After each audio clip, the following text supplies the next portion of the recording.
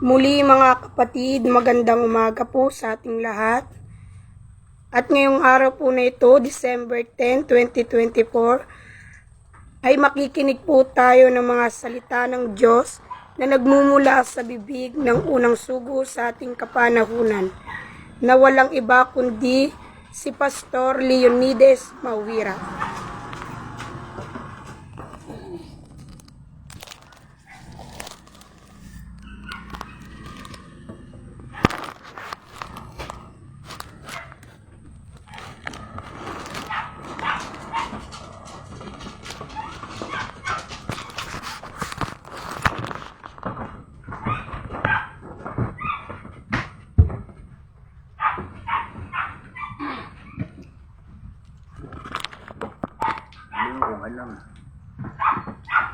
Kumusta? Bayan ko, Pilipinas.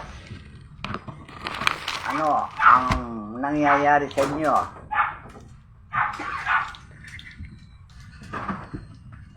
Nagising na ba kayo? Kaya sinabi ni Pablo, gumising kang natutulog at magbangon ka sa gitna ng mga patay at liliwanagan ka ni Kristo. Sino si Kristo? Di ba yan ang karungan at kapangyarihan ng Diyos? Na siya si Jesus. So, ito katuruan Kristo. Nagaganap na. Noong una pang panahon, yung panaginip ni Haring Nebuchadnezzar na punong kahoy na laalis sa mga sanga at luwag mga dahon, palagay ko mangyayari na ngayon. At yung para, yung maragin ni Nebuchadnezzar na larawan na pinungkol ng bato at natibag yung larawan at naglaho. Yan ang mga hula ni Daniel at panaginip ng isang taong pangulo. Yan si Nebuchadnezzar na hindi niya maintindihan. Kaya liliwanagin ko sa inyo ngayon na yung panaginip na yon ni Nebuchadnezzar nagaganap na sa ating panahon, na yung batong pumungkol sa larawan na natibag at naglaho, siya si Jesus nung panahon niya tinuligsanan niya ang gobyerno. Basahin Matthew 23. 23. Magmula uno, dito. Mateo 23:1. Nang magkagayoy nagsalita si Jesus sa mga karamihan at sa kanyang mga alagad, na nagsasabi, nagsisiupo ang mga eskriba at mga paraseyo sa luklukan ni Moises. Lahat nga ng mga bagay na sa inyo'y kanilang ipag-utos ay gawin ninyo at ganapin. Datapwat huwag kayong magsigawa ng alinsunod sa kanilang mga gawa, sapagkat kanilang sinasabi at hindi ginagawa. Yan ay hula ni Daniel na nabigay ng kaulugan ng panahon ni Jesus na tinuligsan na niya ang gobyerno. Ano sabi? Nakaluklok sila sa luklukan ni Moises. Ano yung luklukan? Posisyon. Dahil si Moses, siya ang inilagay ng Diyos na maghari doon sa Israel, sa bundok ng Sinai, noong panahon nila. At umupo, nakasama niya ang mahinirang ni Moses na pinili sa maraming tao para mamahala. Pero silang lahat ay pinatay ng Diyos dahil sa larangan ng pera. Okay na. Kaya 40 taon na nangaral si Moses noong panahon na yon. Hindi nila pinapakinggan si Moses. Ngayon, ilang taon na natala ang Biblia. Matagal ng panahon na natala ng Biblia, pero hindi nyo pinaniwalaan ang Biblia. Kaya lahat ngayon na naganap na hula sa Biblia, nagaganap na sa ating panahon. So, dahil sa hindi nyo alam, dahil hindi kayo gising, tulog pa kayo. Ano ibig sabihin nyo hindi gising? Wala kayong kamalayan sa mga nangyayari. Ngayang hula na yan ng mga propeta ay nagaganap na sa ating panahon. So, gusto niyo maglaho yung gobyerno na yan? Basahin doon sa Daniel 4. Yan ang panaginip ni Bogonsor ng punong kahoy na wala na sanga dahon. Nagaganap nata dahil marami na nagre-resign na member ng gobyerno dahil nakakahiya.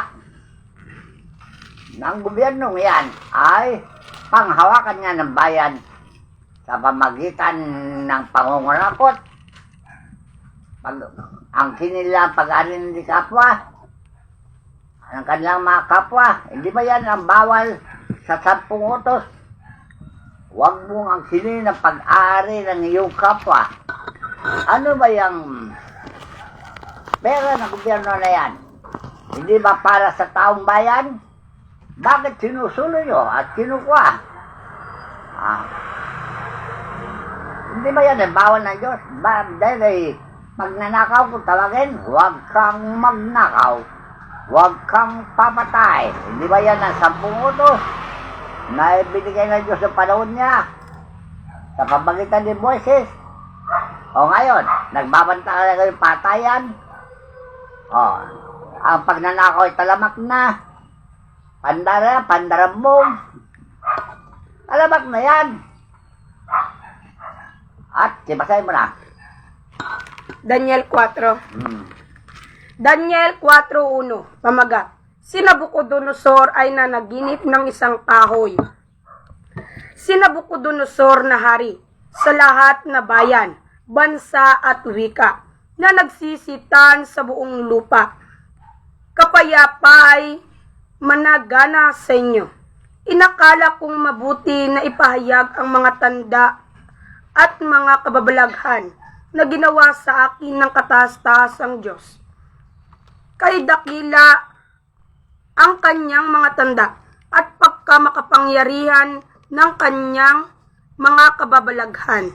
Ang kanyang kaharian ay walang hanggang kaharian at ang kanyang kapangyarihan ay sa salit-saling lahi. Akong si Nabucodonosor ay nagpapahinga sa aking bahay at gumiginhawa sa aking palasyo. Ako'y nakakita ng isang pangitain na tumakot sa akin, at ang pag-iisip ko sa aking higaan at ang mga pangitain na sumaaking ulo ay bumagabag sa akin. Kaya't nagpasya ako na iharap sa akin ang lahat na pantas sa Babylonia, upang kanilang maipaaninaw sa akin ang kahulugan ng panaginip. Nang magkagayoy nagsidating ang mga mahiko, ang mga engkantador, ang mga kaldeo, at ang mga manghuhula. Pati sinaysay ko ang panaginip sa harap nila, ngunit hindi nila maipaaninaw sa akin ang kahulugan niyaon.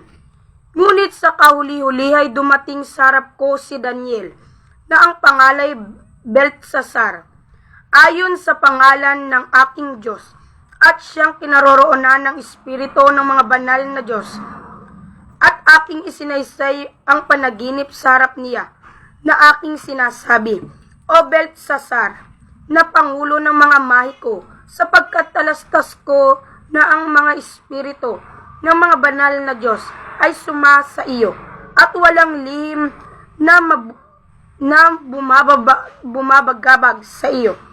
Isaysay mo sa akin ang mga pangitay na aking panaginip, na aking nakita at ang kahulugan niyaon. Ganito ang mga pangitain ng aking ulo sa aking higaan. Ako'y tumitingin at narito ang isang punong kahoy sa gitna ng lupa, at ang taas niya ay di kawasa. Ang punong kahoy ay lumaki at tumibay, at ang taas niya ay umabot hanggang sa langit, at ang tanaw niyaon hanggang sa wakas ng buong lupa. Ang mga dahon niya ay magaganda, at ang bunga niya ay marami, at pagkain sa lahat. Ang mga hayop sa parang ay may lihim sa ilalim niyaon. Lihim sa ilalim niyaon. At ang mga ibon sa himpapawid ay nagsisitahan sa mga sanga niyaon. At at ang lahat ng laman ay nangabubusog doon. May nakita ko sa mga pangitain ng aking ulo sa aking higaan, at narito, isang bantay at isang banal ay bumaba mula sa langit.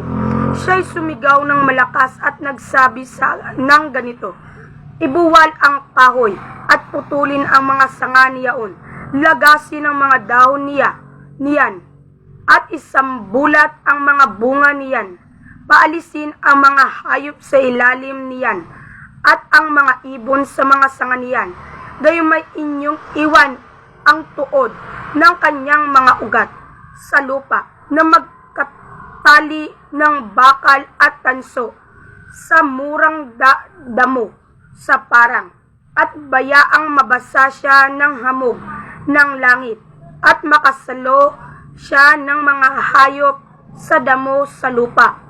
Bayaang ang kanyang puso na pusong tao ay mapalitan, at ang puso ng hayop ay maibigay sa kanya, at mangyaring makapito sa kanya, at ang hatol ay sa pamamagitan ng pasya ng mga bantay, at ang utos ay sa pamamagitan ng salita ng mga banal, upang makilala ng mga may buhay na ang kataas-taasan ay nagpupuno sa kaharian ng mga tao, at ibinibigay niya ito sa kanino mang kanyang ibigin, at itinataas niya sa kanya ang pinakamababa sa mga tao. Akong si Nabucodonosor na hari ay nakakita ng panaginip na ito, at ikaw, O Beltsasar, ipahayag mo ang kahulugan, sapagkat lahat na pantas sa aking kaharian ay hindi makapagpaaninaw sa akin ng kahulugan, ngunit maipaaninaw mo, sapagkat ang Espiritu ng banal na Diyos ay sumasa iyo. Alright, yan, maliwanag ha, na walang nakakalam ng lihim o sekreto ng mga hiwaga, panaginip man o pagitain, ay Diyos lang ang magbibigay ng kahulugan. Maliwanag na yan. Sinabi na yan doon sa Kapitulo 3 nung si Nabucodonosor ay binilago niya yung tatlong magkakaibigan, si Shadrach, Meshach, at Abednego, at Diyos din nagpaliwanag doon sa kanyang panaginip. Kaya lahat ng panaginip, hiwaga ng buhay, Diyos ang nakakalam. Yan ang ibig sabihin. Kaya itong punong kahoy na panaginip ni Nabucodonosor, pagpatuloy mo basa, dahil yan ang kaharian ng tao. Gobyerno yan. Yung punong kahoy, gobyerno yan. At yan ay matitibag, maputol ng mga sanga. Dahil may anomalya dyan na nakabalot. Kaya nagaganap ngayon dito sa panahon natin na ang gobyerno ay matitibag na. Dahil marami na nag-resign. Dahil sa kahiyan na tinamo ng gobyerno pala lumitaw yung bintang ng Diyos. Hindi bintang, hatol ng Diyos na ang Malacanang ay pugad ng tulisan at magnanakaw. Noong pa 1990, sinabi na ng Diyos sa akin yan. Ngayon, 3 taon na karaan, sinabi niya ulit na ang Malacanang ay pugad ng tulisan at magnanakaw. So, naghanap na. Dahil lumitaw na sa inyong mga problema dyan sa Senado, gulo-gulo, bintangan, iwasan, kanya-kanyang pulas, dahil nabibigyan kayo sa alanganin, dahil kayo ang bunga ng panaginip ni Nabucodonosor, punong kahoy, malagas ang sanga at mga dahon. Dahil ang sanga ninyo, member ninyo sa gobyerno, malagas na yan at mawala na kabuluhan dahil isang kahiyahiyang bagay na naganap. So, itong hula na ito, tandaan nyo, dahil sinabi ni Jesus yan sa Matthew 5:18. Hula ni Jesus yan noong panahon niya. Itong panahon natin, nagaganap na yan. Ituloy mo. Mateo 5:18.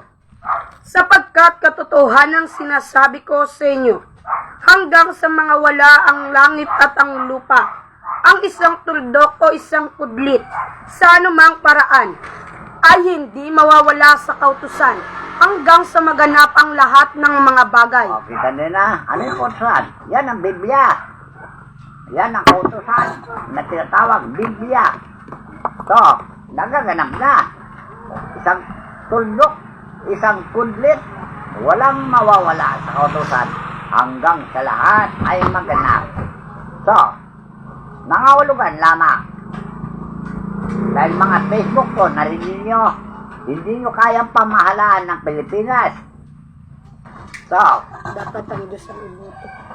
dapat ang Diyos na maghari. Dahil yun ang sinabi ni Daniel. Diyos ang maghari. Noon pa. Ngayon, hindi pa rin naghahari. Dahil ang naghari, kayo. Kaya ngayon, kayo'y lahatulan. Isaya, awit, 82:1. Hatulan na kayo ng Diyos. Dahil mga ginagawa nyo, nakikita ng Diyos. Kung meron kayong CCTV camera, ang Diyos ay mayroon siyang camera, ang kanyang mata. Tandaan nyo, nakasulat dyan sa Jeremias 23:23. Sige, basahin mo man yung... Awit 82:1. Pamagat, awit ni Asap. Ang Diyos ay tumatayo sa kapisanan ng Diyos. Siya ay humahatol sa gitna ng mga Diyos. O, kita na. Dahil tayo mga Diyos, anak tayo ng Diyos. Kamukha ni Jesus, siya ay Diyos. Diyos ng kapayapaan. Eh kayo naman, Diyos kayo. Diyos kayo ng kaguluhan. Malinaw na yan na Diyos ninyo, Satanas. Sinabi ni Jesus yan. Dahil ang sinusunod nyo, gusto nyo ni Satanas. Pagnanakaw, panunulisan, pandarambong, pandaraya, pagsinungaling. Yan ang ugali ni Satanas. Kaya kayo lahat ay nahuli na ngayon. Ngayon, sino kayo nakahuli sa inyo? Ang Diyos. Dahil yan, sinabi niya doon sa Jeremias 23:23. Walang nakakalam mga ginagawa ng tao kundi ang Diyos. Tandaan nyo. So, wala kayong may lilingid sa mata ng Diyos. Kaya payo ko sa inyo, magbago na kayo. Dahil yan, sinabi niya kay Isaias, kahit na makasalanan kayo, lumapit kayo, magsisi kayo, patatawarin kayo. Noon pa, sinabi ko yan eh. Ayaw niyo lumapit. O yan, sige. Ito diba? Jeremias 23:23, pangatlong pamagat. Ang mga alipusta sa tunay na propeta ay pinagwikaan. Ako bagay Diyos lamang sa malapit, sabi ng Panginoon, at hindi Diyos sa malayo? May makapagkukublibagang sino man sa lihim na dako na hindi ko makikita siya? Sabi ng Panginoon, hindi baga pinupuno ko ang langit at ang lupa? Sabi ng Panginoon. Alright. Maliwanag na. Walang lihim na hindi makikita ng Diyos. Tandaan nyo. Kahit na anong ginagawa nyo, paninindikato, pang-i-scam, nakikita ng Diyos yan. Dahil meron siyang mga reporter. Sino kanyang reporter? Mga arkangheles ang nagmamasid. Sila ang nagsusurvey sa buong daigdig. Supervisor, kung tawagin, minamatyagan nila bawat tao at nire-report nila sa Diyos kung ano ang ginagawa ng tao. Maliban sa report, siya pa rin tumitingin sa sarili niya. Baka magkamali yung mga report. So, kaya ang Diyos ay talagang matalino. Hindi madadaya. Kahit na kanyang katiwala ng mga arkanghel, hindi pa rin siya nagtitiwala. Kahit na sila ang reporter niya, siya rin ay tumitingin din. Okay na. So ngayon, yung mga ginagawa nyo, dahil sa ginagawa nyo yan, anong ginagawa ng Diyos ngayon sa panahon natin? Yung mga dilubyo na pinarating niya bilang tanda na parusa sa mga makasalanan. Pero di yung paniwalaan ng mga dilubyo na yan, bagyo, lindol, parusa ng Diyos sa tao para tumino. Paiwatig lang yan para kayo magpasimulang magbago. Pero ilang beses na dilubyo na pinarating ng Diyos, wala pa rin kayo paniwalaan. Dahil yan ay parusa ng tao. Dahil makasalanan. Pero mga sakit na hindi nyo napapagaling, yan ang parusa ng Diyos. Dahil may sinabi ng Diyos sa Levitico 26. Una, pamagat.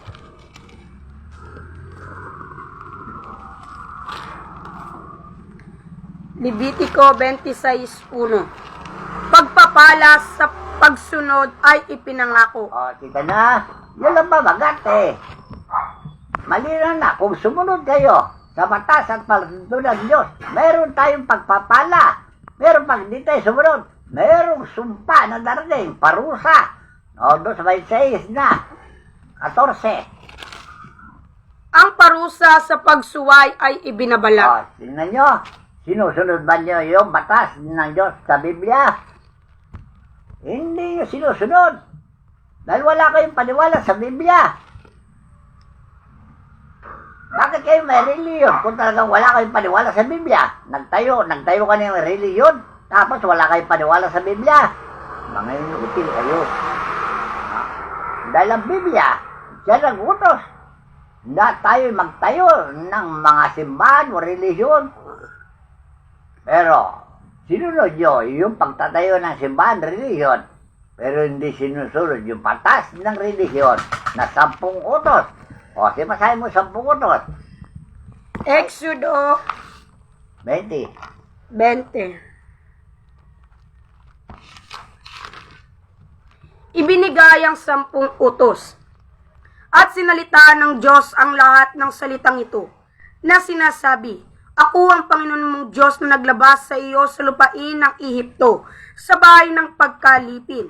Huwag kang magkakaroon ng ibang mga Diyos sa harap ko. Yan ang mga utos. Huwag kang magkakaroon ng ibang Diyos. Ano ang dinidiyos nyo ngayon? Parta. Pera ang Diyos ninyo. Dahil kung walang pera, hindi kayo mabuhay, sabi nyo. Kahit na marami kang pera, walang silbi yan. Kahit na pera kayo. Dahil darating na panahon na makapagtayo kayo ng gusali na matataas, kondominium. Darating na panahon, gigibay ng Diyos lang yan. Sinabi ko sa inyo, hinula ni Jesus yan. Doon sa Matthew 24, na walang may papatong sa ibang bato na hindi gigibain. Tandaan nyo, kaya yan ang ayaw ko mangyari. Kawawa naman yung mga bumili ng kondominium kung lahat yan ay gigibain. Tandaan nyo, dahil yan ay parusa ng pagsuway. Dahil yung 10 utos, talagang nilalabag ninyo. Dahil dyan sa mga barangay, munisipyo, nakita ko, nakalagay doon, 10 kumain. Insulto yan sa Diyos. 10 commandments, tapos palitan nyo 10 kumain, ano kayo? Mga Diyos kayo talaga. Diyos ni Satanas. Okay.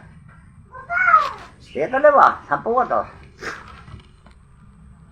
Huwag kang gagawa para sa iyo ng larawang inanyuan, o ng kawangis man ng anumang anyong nasa itaas sa langit, o ng nasa ibaba sa lupa, o ng nasa tubig sa ilalim ng lupa.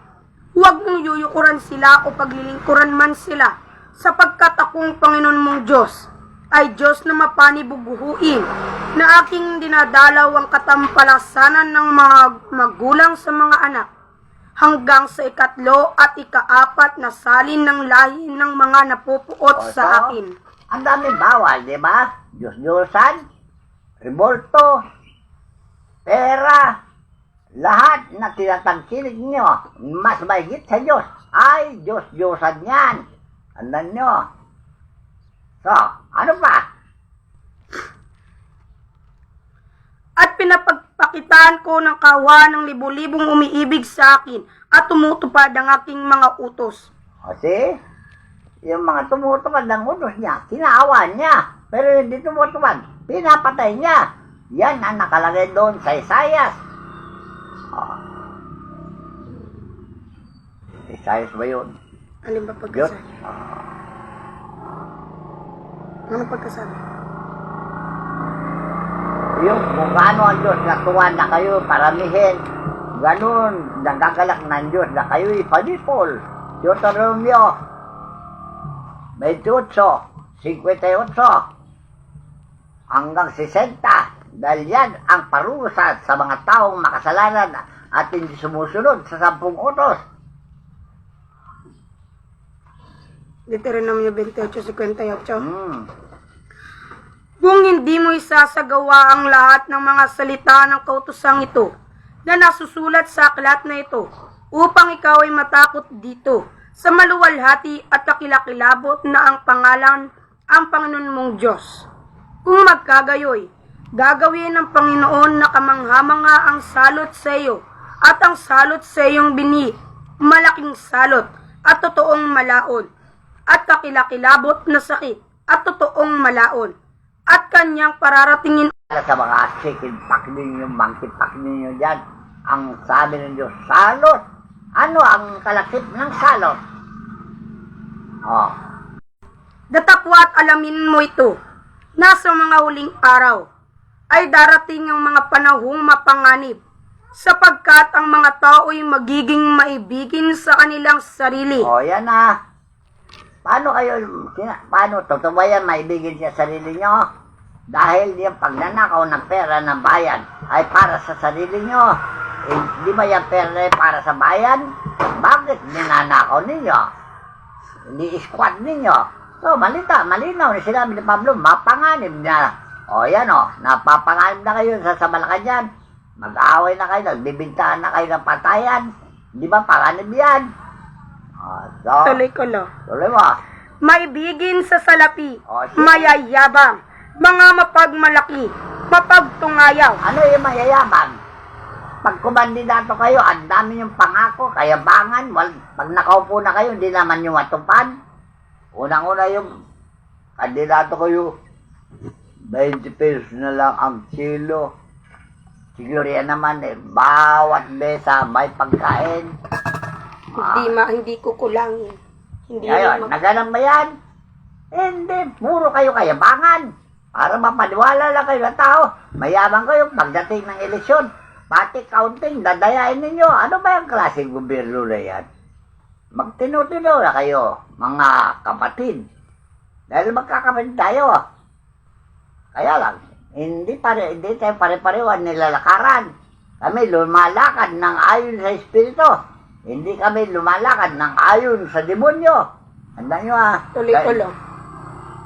Masuwayin sa mga magulang, mga walang turing, mga walang kabanalan. O sige, nabubuhay kayo, meron relihin kayo, pero walang kabanalan na nakikita sa inyo. Baka sinasabing sila daw maliligtas. Ito niyo. Walang katutubong pag-ibig, mga walang paglulubag, mga palabintangin, mga walang pagpipigil sa sarili, mga mabangis, hindi maibigin sa mabuti. O yan ang mapanganib na panahon. Dahil pag nagalit kayo sa tao, patay ninyo. Ganyan din nangyari nung unang panahon. Basta galit ka sa kapwa mo, patay ang inaabot ng kapwa mo. So ganyan kayo ngayon. Mag-umpisa na kayo ng patayan. Marami ng patayan, tandaan nyo. Lihim na patayan, lihim na pagpatay, marami na. So, ang Diyos ay nainis na.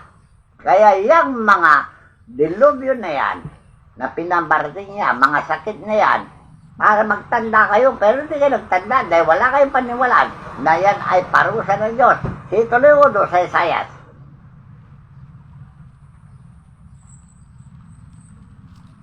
Dahil lang sabi ni Pablo, meron tayong magulang sa laman, pinaparusahan tayo kung sila ay nagalit sa atin, kung nagkamali tayo. Isayas. Lalo pa, yung Ama na sa langit, parurusahan tayo pag tayo'y magkasala. Isayas ano lang? May Diyos, Deuteronomio. Deuteronomio.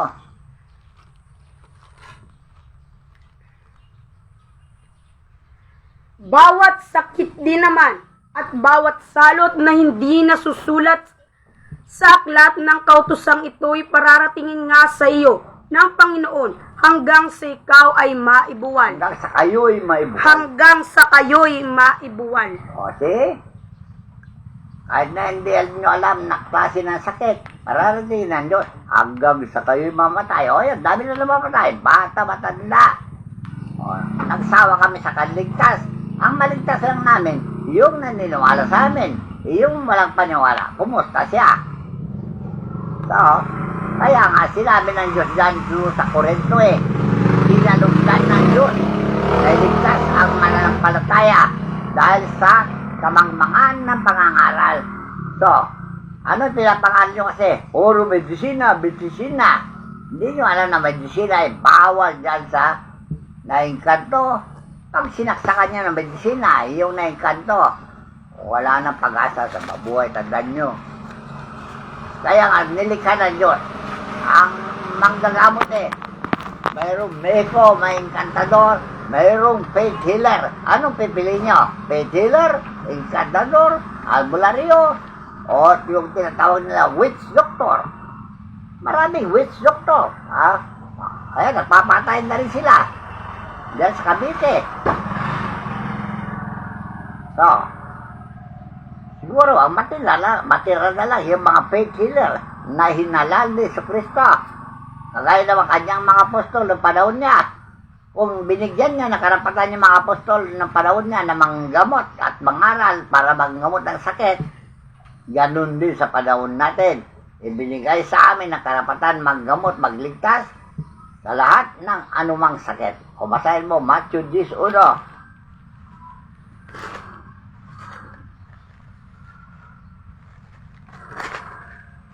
Mateo 10:1. At pinalapit niya sa kanya ang kanyang 12 alagad, at binigyan niya sila ng kapamalaan laban sa mga karumaldumal na espiritu, upang mapalabas nila, at upang kanilang mapagaling ang lahat ng sari-saring sakit, at ang lahat ng sari-saring karamdaman. Malinaw karumaldumal na espiritu, yan ang salot. Kung di mo palisin, paano mo mapagaling ang sakit? Kaya palisin mo muna para gamutin mo ang sakit. Dahil kung sabay mong gamutin na nandun yung salot, wala na alanganin na buhay nyo. Tandaan nyo. So, kaya binibigyan kayo ng instruction para malaman nyo. Kung di nyo kayang sakit, huwag nyo susuluin. Ibigay nyo sa mga albularyo kung kaya nila. Kung nila kaya, ibigay nyo sa faith healer. Ganun yun. Ibigay nyo sa Diyos. Dahil ang Diyos ang nagpapagaling ng sari-saring sakit at karamdaman na ibinibigay niya sa mga tao na siyang si Jesus noong panahon niya. Binigay ng Diyos sa kanya yung kapangyarihan ng Ama, Anak at Espiritu Santo at nagpapagaling ng sari-saring sakit noong panahon niya, noong panahon natin. Itong panahon natin. Sa amin ibinigay ito. Kaya lahat ng sakit napapagaling namin dahil ang Diyos ay nasa amin. Noong panahon na Jesus, Diyos ay nasa Kanya. Kaya siya ngayon ang naggagamot noong panahon niya. Tandaan nyo Matthew 4:23. Mateo 4:23.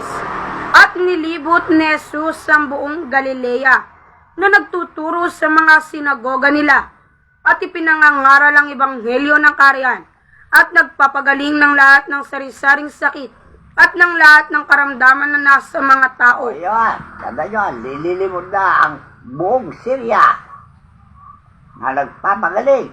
Kami naman, nililimod namin ang buong Pilipinas para mapagaling ng sakit. Maging sa Facebook. Pwede. Basta maniwalang tao, gagaling. Dahil marami na akong pinagaling sa abroad. Diyan sa Middle East. Kahit na doon sa Europe. Tandaan nyo marami na akong pinagaling. So, pamagitan lang ng Facebook. Ngayon, anong masasabi niya dyan? Kaya nga sinabi ni Pablo doon sa Corinto 1:19, napapaya kayo mga doktor na mayabang dahil kala nyo kayong pinamatalino, pero hindi nyo alam na si Jesus ay mas matalino. Kanino man doktor noong panahon niya ay na si Dr. Lucas, sumuko yan. Sumanib sa kanya dahil hindi niya napagaling yung babaeng inaagasan ng dugo. Anong ginawa yung babae? Hinawakan lang yung laylay na Jesus, gumaling na. Kayo, marami pang hindi injection. Hindi pa rin gagaling. Maraming baku-baku na, hindi pa rin gagaling. Hindi makahiwa-hiwa kayong hinawakan lang ang laylay ng damit ay buwaling na. Yan ang nanay ni Santa Teresita. Kaya Santa Teresa naakay ni Jesus dahil siya ay isang abogada, nagmadre para magsakripisyo para sa nanay niya. Pinakinggan naman ng Diyos yung sakripisyo niya eh. Pero wala doon sa simbahan, nandun sa mga espiritista na gaya ni Jesus. Kaya si Jesus ay misyonero, espiritista yan, sumasamba sa espiritu. Kaya ipinagkaloob ng espiritu sa kanya ang kapangyarihan para mapagaling ang sakit at karamdaman. Okay? So sana, paniwalaan nyo lang ito. Dahil kayo rin, bibigyan namin ng kapangyarihan kung makisa na kayo sa amin. Dahil yan ang sinabi ng Jesus sa Juan 17.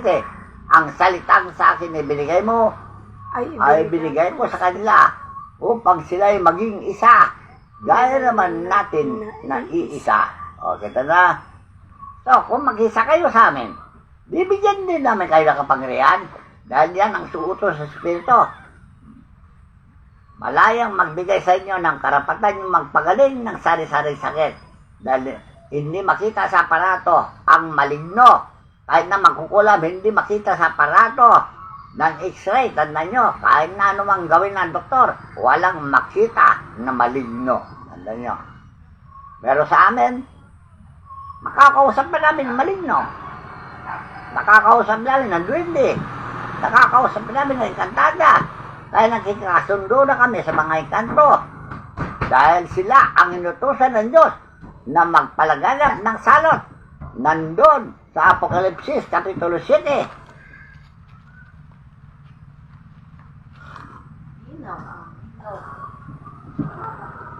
Apokalipsis 7:1.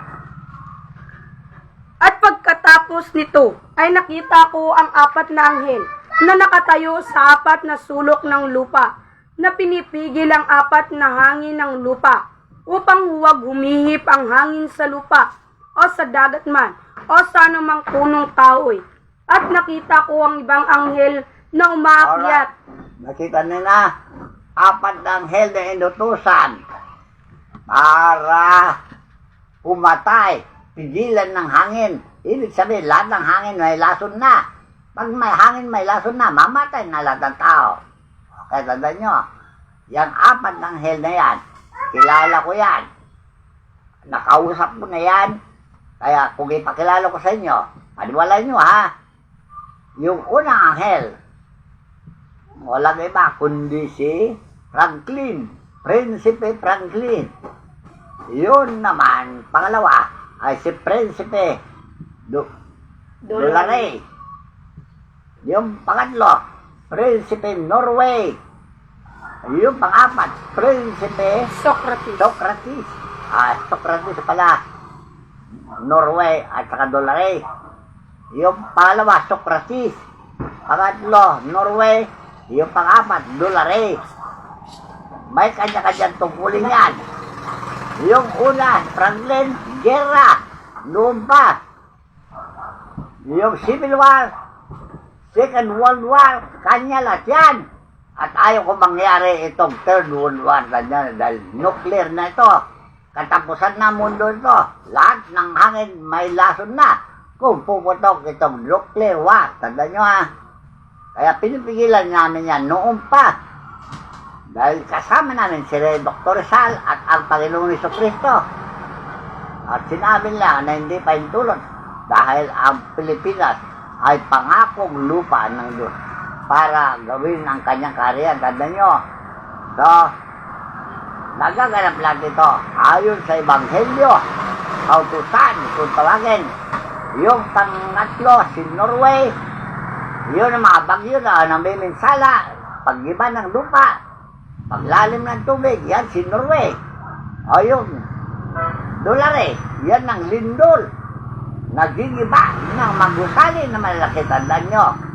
Ayaw namin mangyari ito. Kaya kami, yung anghel na umakyat sa sisikatan ng araw para pigilan namin ito.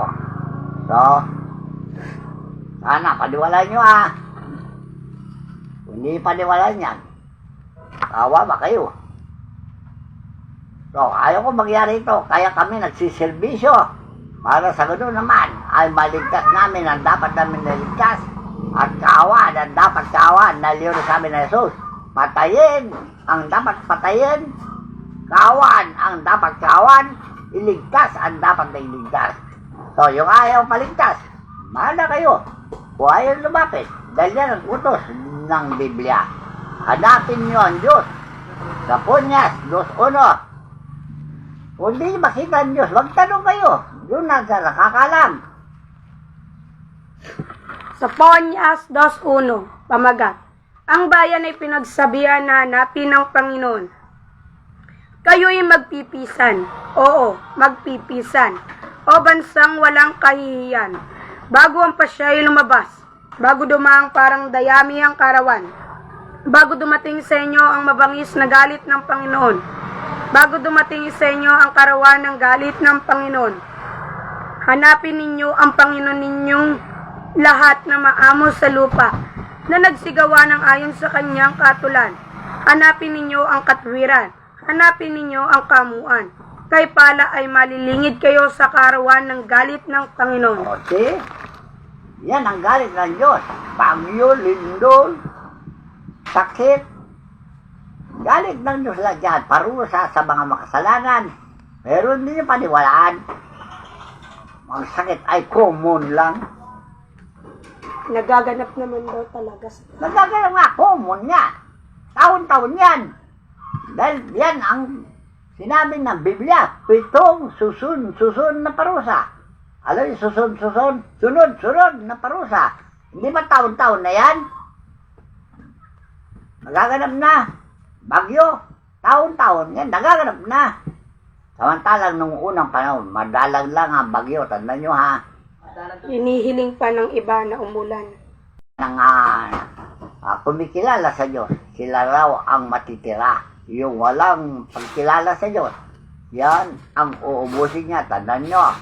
Dahil yun ang nakatala doon sa Deuteronomio. Hula pa ni Moses noong panahon pa niya. Deuteronomio